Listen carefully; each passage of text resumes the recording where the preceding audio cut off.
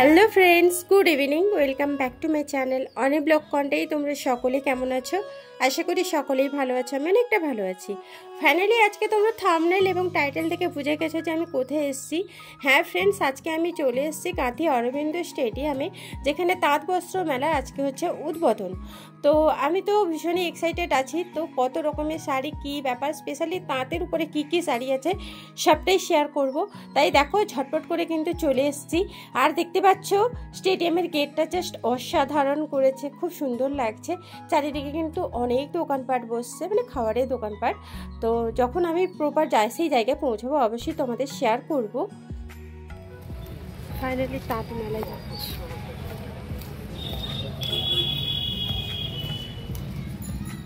এই যে দেখতে পাচ্ছ তাঁত বস্ত্র প্রদর্শনী ও মেলা 2025, আর উদ্বোধন হচ্ছে 19শে ফেব্রুয়ারি আর থাকবে 3রা মার্চ। তো ভীষণই ভালো, অনেকদিন যাবত কিন্তু এই মেলাটা বসবে। তো চলো এরপরে ভেতরে প্রবেশ করা যাক। তো কি কি আছে না আছে সবটাই শেয়ার করছি, তো দেখতে থাকো এবং সঙ্গে থাকো।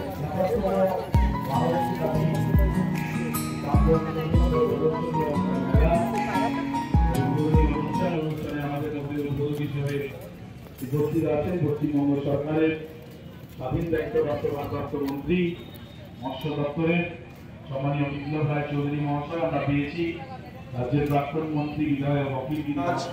আরেকদিকে আমাদের এই দপ্তরে যিনি দায়িত্বপ্রাপ্ত কর্মাধ্যক্ষ রয়েছেন শতরূপা পয়রা, সত্যজিৎ ধারা সহ আপনারা প্রত্যেকে রয়েছেন, আমাদের সাংবাদিক বন্ধুরা রয়েছে।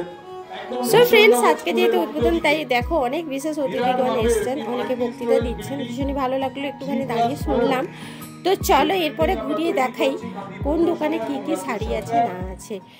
বাই দ্য ওয়ে, প্রথমে আমি বলে দিই আমি এতটা শাড়ি পরি না, তাই হয়তো আমি শাড়ির নামগুলো বলতে পারবো না। বাট যারা শাড়ি পরো, যারা শাড়ি লাভার, তারা হয়তো চিনেই যাবে। তো দেখতে থাকো এবং 365 দিন এখানে মানুষের জন্য কম পয়সায় তাঁতটাকে তুলে দেওয়া যায়। যেন আমরা ফুলিয়া থেকে তাঁত নিই, তাঁতের শাড়ি, শান্তিপুরের শাড়ি। আবার আমাদের এই রাজ্যের মাননীয় মুখ্যমন্ত্রী তিনিও তাঁত শিল্প খুব পছন্দ করেন। তো স্বাভাবিক কারণে আমাদের রাজ্য সরকার এই কুটির শিল্পের মধ্যে অনেকে বলেন যে শিল্প নেই চিৎকার করেন, কিন্তু আজকে যে গ্রামীণ শিল্প, এই যে কুটির শিল্প আজকে মানুষকে সাবলীল করেছে, মানুষকে স্বনির্ভর করেছে। মায়েরা বিভিন্ন কাজ বাড়িতে বাড়িতে তাদের মেশিন দিয়ে আজকে তাঁত বোনা হচ্ছে, তাদের নকশা বোনা হচ্ছে। এগুলো হচ্ছে স্বনির্ভরের একটা পথ। সবাইকে ইঞ্জিনিয়ার হতে পারবেন, কিন্তু আজকে বাড়িতে বাড়িতে তাঁত শিল্পের মাধ্যমে মানুষকে সাবলীল এবং স্বনির্ভর করে তোলাই হচ্ছে রাজ্য সরকারের মূল উদ্যোগ এবং মূল লক্ষ্য। এই রাজ্যের মাননীয় মুখ্যমন্ত্রীর অনুপ্রেরণায় সারা বাংলা জুড়ে এই ধরনের তাঁত মেলা চলছে। বাংলার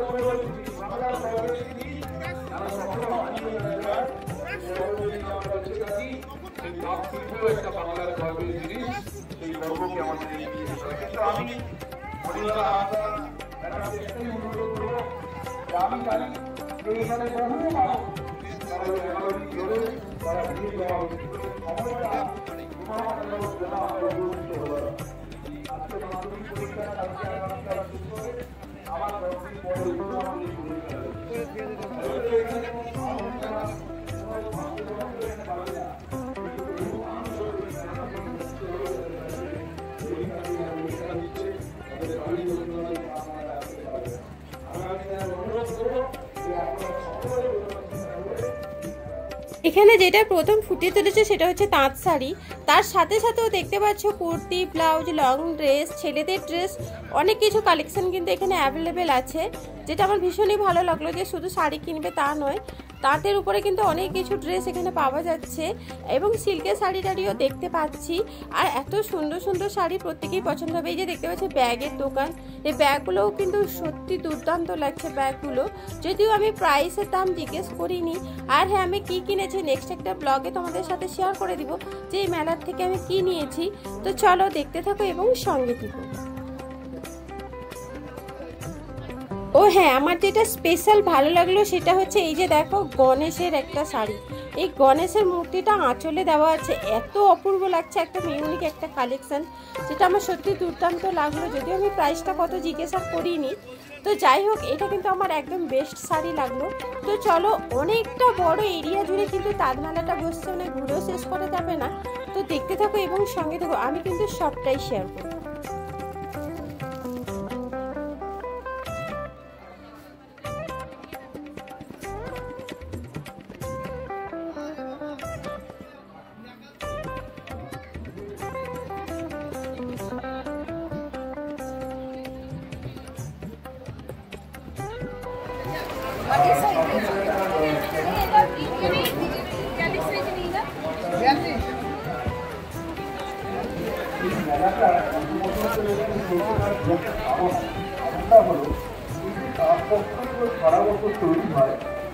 প্রত্যেকের আমাদের যেমন হেয়ার এন্ডিং আছে, এদেরও কিন্তু হেয়ার এন্ডিং বলে রাখা যেমন চল্লিশের আগে এর পরেই চল্লিশে হবে সেই বলে ওরা বলে প্রাক বৈশাখ বা চৈত্র মেলা।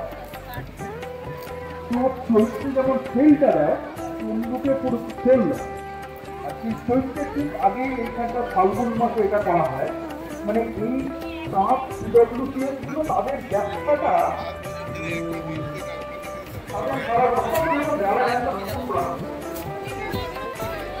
তো সারা বছর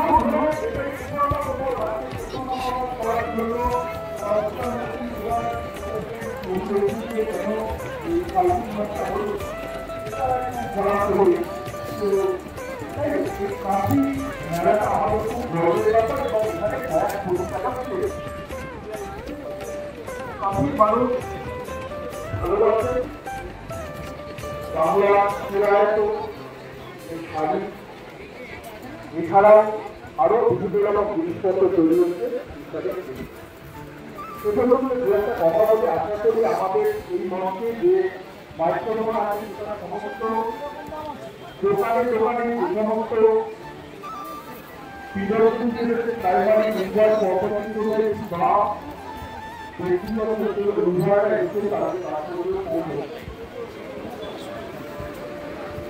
শুধু মেলাটা করার সঙ্গে সরকার আরো দু একটা জিনিস এই মেলার মধ্যে দিয়ে করবার উদ্যোগ নিয়েছে।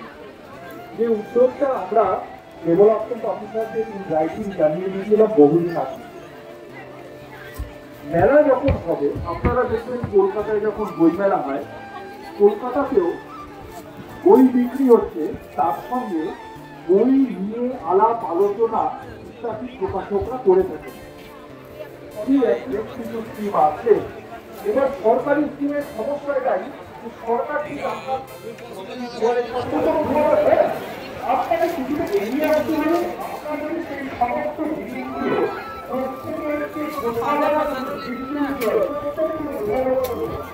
আমরা অনুরোধ করেছি আপনারা আসুন। আমি কর্মচারী আমাদের পূর্ব মেদিনীপুর জেলা থেকে এই স্কিমের উপভোক্তা মানে এটা একটু এই স্কিমটাকে নিয়ে একটু ভাবনা চিন্তা করতে হবে এবং জেলা পরিষদের ম্যাডাম যখন আমাদের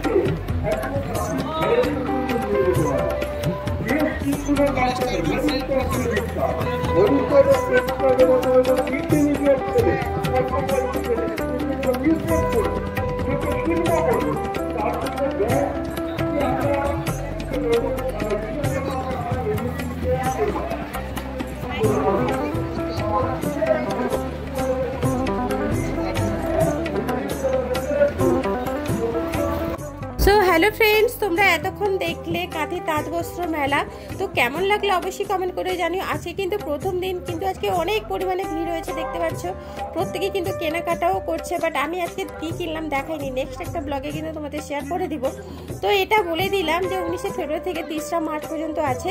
তো তোমরা যারা যারা আসতে চাও চলে আসতে পারো। তো আজকের জন্য টাটা।